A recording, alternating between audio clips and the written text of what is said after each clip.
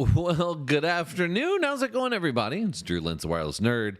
Today is July 23rd, 2024, and my countdown timer actually worked on the stream. That was pretty cool, so it was good to see a couple people jump in early. Very excited. Hope everybody's having a great week. What a week. It's been a couple things have happened in the last week in the United States. Pretty interesting to see what's going on. But nevertheless, also some things have been happening in the wireless industry. So it's a good time to jump into what's new, what's now, what's next, what's happening. So I did something a little bit different. And if you're watching on the video, I look off to that way, to my right, your left. And that's where I keep my screen because I haven't invested in the teleprompter yet. Keith, sorry. It'll happen eventually, Mr. Parsons. Anyway, and what I do is throughout the week, throughout the day, whatever it is, I scour all the news sources. I still use a lot of RSS. I use a really cool RSS reader called InnoReader, to track everything that I'm looking at. And then I just flag the things I want to talk about. And what I did this week is I just copied them as links instead of putting in the headline or whatever. So I wanted to see if I could catch myself by surprise and talk about the links that I had bookmarked over the last week to talk about. So that's kind of how the process works, right? I find things that are interesting, I flag it, and then I say, ooh, I want to talk about that. And, if there's any projects or things I'm working on and they apply to this, then I get to work with that also. So let's see, what do we got going on? There's been some interesting news happening this week. One of the things I'm watching, it doesn't have anything to do with wireless, is what's going on with Meta in Europe and the way that they are saying, well, you don't have to accept our privacy policy, but you got to pay us. And I guess maybe that's not the right way to say what they did. But essentially, they had this program where they said, look, we won't sell your information to advertisers. We won't process that information in exchange for a subscription or a service to pay to make sure that they don't do that. And they're catching a lot of heat over that. Don't know how well that would work in the U.S., but you never know. Strange times are here, and there's only more strange things coming down the road. So let's see. What do we got? First off, here we go. This is exactly what I wanted. TechSpot. First, Space.com reported this, and then TechSpot reported it. And this was a while back. Space Force tests small satellite jammers to protect against space-enabled attacks. A system that could disrupt adversary satellites overhead, might be surveilling or targeting U.S. forces on the ground. I found this to be fascinating because I was reading an article about Starshield and the Starshield program that SpaceX has put in place along with Starlink, and how Starshield is being used by the government. And then I never thought about the government uses specifically for Starlink and what they could do with it, not just from the connectivity perspective, but from the ability to use it for national security or for allied security. So I fell down that rabbit hole a little bit. But then this article pops up on space.com from April 24th saying that the U.S. Space Force was testing a new ground-based solution for satellite jamming. It's a weapon.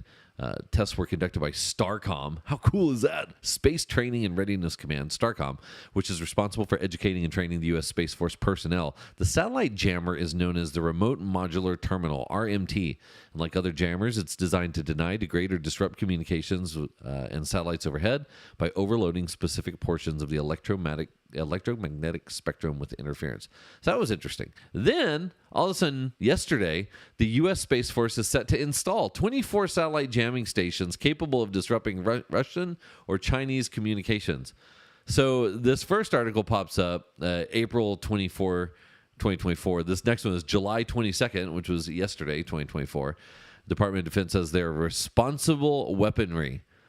Thanks to military-industrial complex upgrades to warfare technologies continued regardless of world events, Russia's reportedly developing a high-altitude nuclear device to permanently and indiscriminately knock out enemy communications with an EMP. Okay, so imagine something goes up into space, pow, sends out an EMP, knocks out everything in the air, in space, if you will, and it will indiscriminately knock it out. Meanwhile, the U.S. just announced a weapon with similar aim, but with chaotic and irreversible without chaotic and irreversible consequences. The U.S. military is installing their state-of-the-art devices I wonder if they're the ones that we were just talking about. It doesn't say that. The DoD has allocated funds to build 24 remote installations with 11 scheduled to deploy before the end of the year. Now, why is this interesting to me on the internet side? Because the internet kill switch. If our government has the ability to disrupt communications for satellites, those could affect other satellites as well. And I'm not going to get all weird and conspiracy theory on this at all. What I am going to say, though, is that there are countries around the world where when people have started, when there's been uprising or protests or whatever it is, the internet can be widely controlled by the government. And in the United States, we've done a lot to get away from that. However, now, if the DoD has got these things that can knock out satellite communications, and the more people that move on to Starlink, yada, yada, yada, yada, yada. That's where my mind's going. So I'm always, just little cards I like to read about and tuck them away and see where that goes. Space Force's Rapid Capabilities Office told Bloomberg, the terminals are small, transportable, and low-cost satellite communication jammers that can be deployed in environments to protect U.S. forces. This is being reported by TechSpot. So anyway, I always think about that Star Wars program in the 80s with Ronnie Reagan and his Star Wars program. I always found that interesting. And then I think of Spies Like Us. Doctor. Anyway, so that was the first thing I wanted to talk about. Found that to be fascinating from a wireless perspective. Signal jamming devices for space in the year 2000. Now, speaking of something that's a little bit more terrestrial, the FCC says this is what caused AT&T's big outage in February. Fierce Network is reporting that the FCC's report on AT&T's major outage was a network update that caused it. The incident lasted 12 hours overall and hit millions of customers. AT&T has implemented technical controls in its network and greater peer reviews to ensure it didn't happen. So that article was posted a couple days ago. Then a follow-up article was posted today at 1:46 p.m. John Brodkin from Ars Technica posts this update and says the government investigation has revealed more detail on the impact of the outage. It happened on February 22nd, 24, blocked over 92 million phone calls and 25,000 attempts to reach 911. And it was happened because they didn't follow procedure and best practices when pushing a network update. As described in more detail later in the article, the FCC criticized AT&T for not following best practices, which dictate, quote, that network changes must be thoroughly tested, reviewed, and approved. Sound familiar, CrowdStrike? Man, talk about a week. I hope everybody got home safely because of that. I hope it didn't disrupt too many people's lives or have something terrible happen to them. But the CrowdStrike thing was really, really tough. I'm glad it wasn't a Wi-Fi thing that happened. But it's check that code, right? And I've seen every meme possible. I'm sure you have too. But there's lots of memes talking about people who pushed it, or the one about the maintenance guy who walked through and tripped over the cable, and he had a cable in his bag, but it was too short. That was a pretty funny one. All voice and 5G services from AT&T wireless customers were unavailable, affecting more than 125 million devices. God, but the 25,000 calls to 911 call centers, that is rough to think about. And CrowdStrike, I won't give it. There's no CrowdStrike update. Y'all know what happened. I mean, and if you don't know what happened, just look at what happened with CrowdStrike. They pushed an update. The thing that I found curious was that it was the same guy who was with McAfee when this thing happened with McAfee before is now the CEO of CrowdStrike, and the exact same thing happened when he was the CEO of CrowdStrike. That kind of sucks, man. Poor guy. It's like, what are you gonna do? What are the chances? Unless it just really is bad management. But I don't know. I don't know the guy. I don't know what happened under his watch. But nevertheless, that's not a good thing for anybody. What else is happening in the news? Let's see. Oh, check this out. This is pretty crazy. This is from 4 days ago. Debt-ridden CommScope, according to Fierce Network, debt-ridden CommScope sells off outdoor network unit to Amphenol. So I see the headline come across, and I go, oh my God, they finally sold Ruckus. Because if you don't know, Ruckus has been on the sales blog for quite some time. CommScope is definitely trying to divest themselves of all, a lot of these things. And it's well known. I mean, this isn't breaking news. This is in the industry. Everyone was talking about it. I mean, everyone's been talking about it. So I thought, oh my God, they finally got, found a buyer for Ruckus. No such luck. Debt-ridden CommScope is selling off its outdoor network business to Amphenol. Interesting. Amphenol will buy the outdoor 5G and DAS business for $2.1 billion in cash, which is crazy. I mean, it's CommScope always they were so strong. I was CommScope certified for DAS for a long time, and they did great stuff, and now they're dumping it to Amphenol. But a sign of the times, man. I mean, DAS dead antenna systems. I think, there's so many different solutions now where DAS used to be the only way to get something done. So expensive, so difficult to put in. Not knocking that market too much. Obviously, it'll be around for a while as people start to transition over.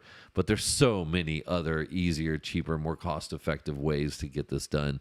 And you look at private 5G and private 4G and private 6G coming, and you look at network in a box, and you look at all these things that make that accessible. Then you turn and look at old school DAS, and you're like, why would I want to buy that? I mean, it's so expensive.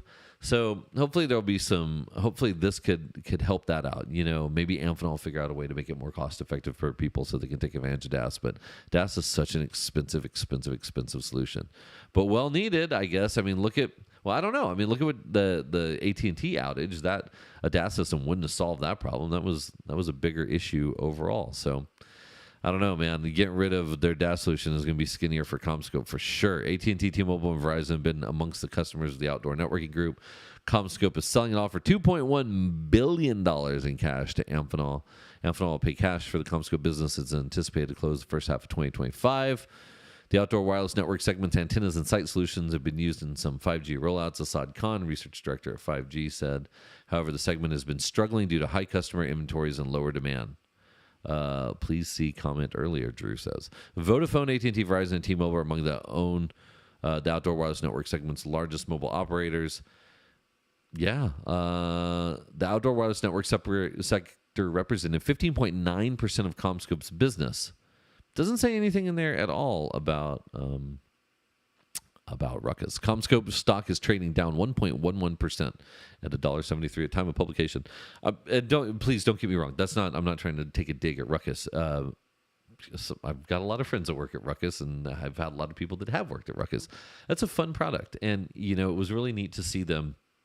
A little fire was lit, I think, this year at WLPC in February, where they won the product of the year, and Jim and John won the podcast deal. It was pretty cool. It was really, really good to see. So, it almost felt like for a hot minute there was going to be a big CommScope Ruckus revival. And I'm not saying it doesn't feel like that anymore. I mean, the more I see Bart talk, the more you go, it's pretty cool.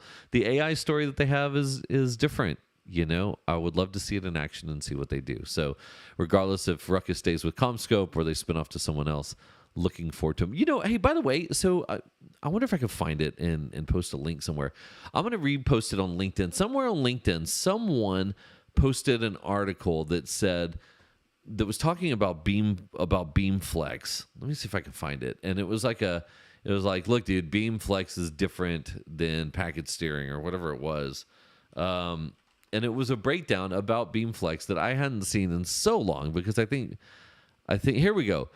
Dane Connor, system engineer at Ruckus Networks, posted on LinkedIn a day ago, and he said beamforming is not, big letters, is not BeamFlex. Dane Connor is a system engineer at Ruckus Networks. I do not know Mr. Dane, and I'm going to read this real quick. I found this fascinating. He says, I hear a lot of people saying beamform. I don't know what his voice sounds like, by the way, so maybe that's not an accurate description. But Dane says, I hear a lot of people saying beamforming and BeamFlex are the same thing. I guess because they both have beam in them. It couldn't be further from the truth. To keep this post consolidated and as high level as possible, beamforming is a standards-based solution, and BeamFlex is a proprietary Ruckus solution. Ruckus APs follow the wireless certification standards, so having beamforming as well. But BeamFlex is its own functionality and advantage. And then he drills down into talk about how it works and what it does, and it was cool to see. And even Mr. Martin Erickson, CWNE number 148, with the first comment says very helpful. God, I remember when BeamFlex first started. It was pretty interesting. So look, if you get a chance, reach out to old Dane Connor in his fancy suit and tie and ask him if you have any questions about BeamFlex and about CommScope Ruckus. So, and them not selling to Amphenol. There you go. What else we got going on today? Oh, the broadband in a box. Broadband in a box stuff is coming up. So Bolden Networks, here's another thing. So Europe, Olympics, all the stuff that's going on in Paris, huge network requirements for what they're doing. And Bolden Networks is now saying neutral host shared RAN is way ahead in Europe. And I don't know how much of this has to do with the Olympics, but if you look at neutral host private radio access networks, as private radio access networks are starting to make their way into the United States, right? DAS is going out. Private RAN is coming in. P4, private cellular in the 4G variant, the 5G variant, or in the 6G variant. These neutral host radio networks are starting to pop up. And what do I mean by that? Like, if you think about what I talked about last week with open access, think about that, where you have a radio access network, a neutral host network, where you're broadcasting from multiple carriers across a single radio access network. So you don't have to install infrastructure for everybody. You just have to install one set of infrastructure, and everyone can use that as a neutral host.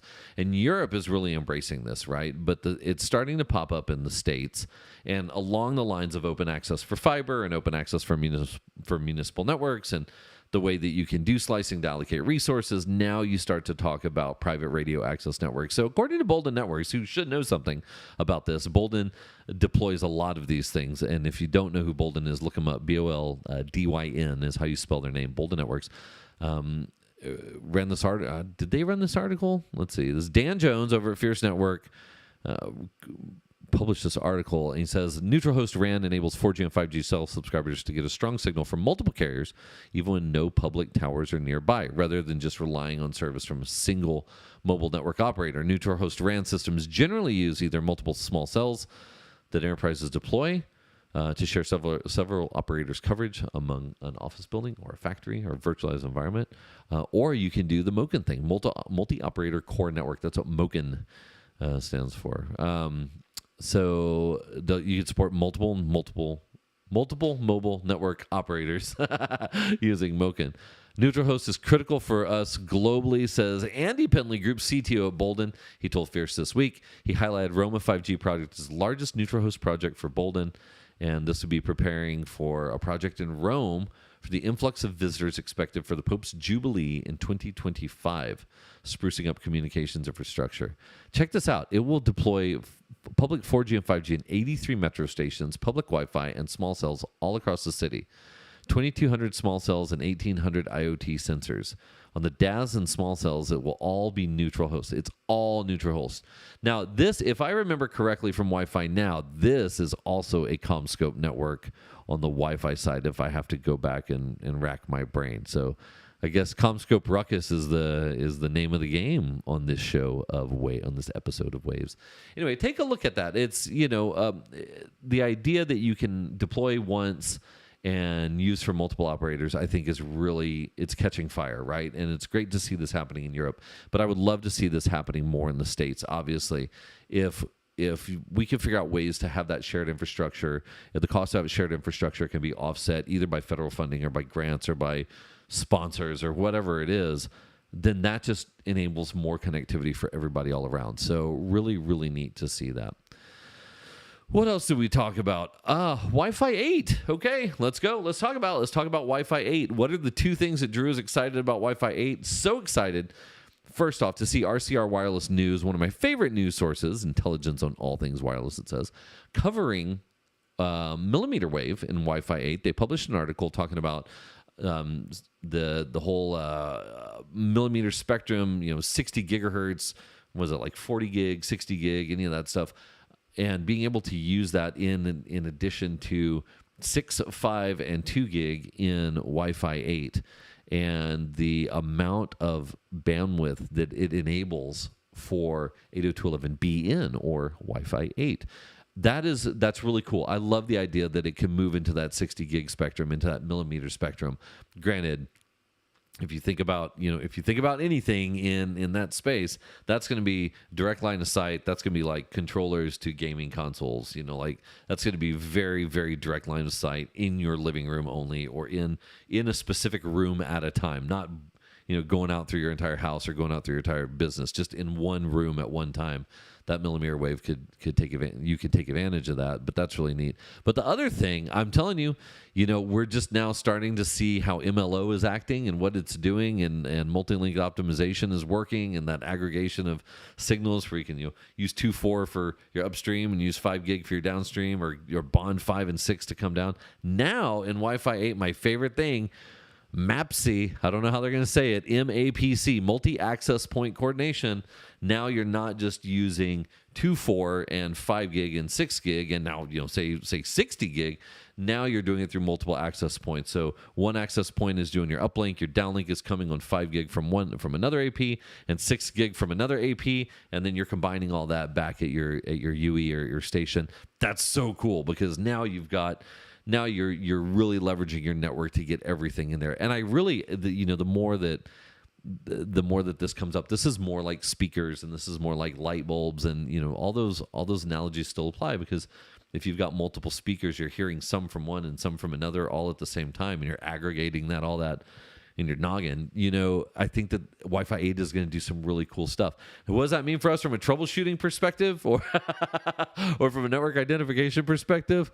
That's going to be tough, because now you're not just looking at what one client device is doing on one frequency with one AP. Now you're looking with MLO. It's like one client device, multiple frequencies, single AP. Let's extend that into one client device, multiple frequencies, multiple APs.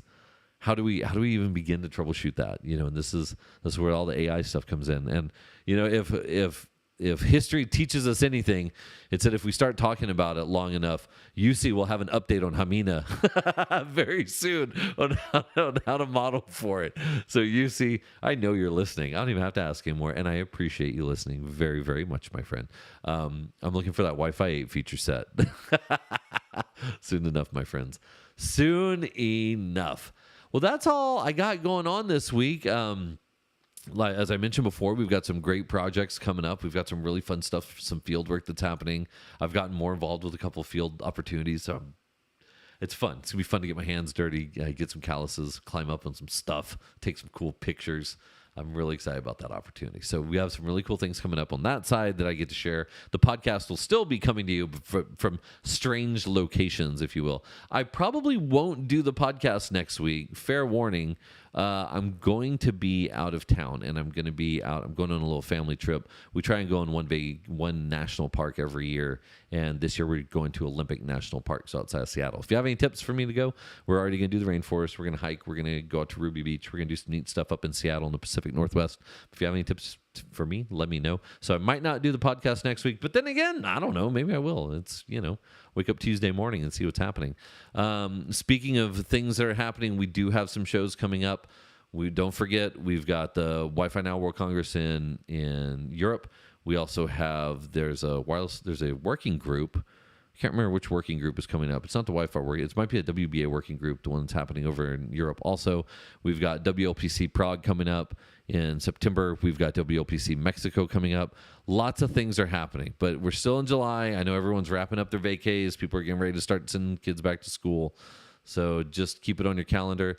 And also, it's time to start making plans. I think registration, I don't know if registration came out yet or not, but time to start making plans for CES. If you don't go to CES, I would encourage you to go CES. It's where the rubber meets the road with all these wireless things that we talk about. So if you're going to go, let me know. I'll be out there. We'll be having some fun. And that's about it. I hope y'all have a wonderful week. Enjoy your week. I'm going to go have some dinner and relax a little bit and watch some rainstorms coming in. And I hope you have a chill evening as well. That being said, have a great week. Thanks for listening. I do appreciate you listening. Share it with your friends. Have a good time. I still need 1,000 subs on my YouTube. So if you're hearing this and you haven't subscribed to my YouTube, please go subscribe. As soon as I hit 1,000 subscribers, my wife said she will take me to Mexico, and I would love to go to Mexico, to San Miguel de Allende, one of my favorite places in the world. So please go subscribe and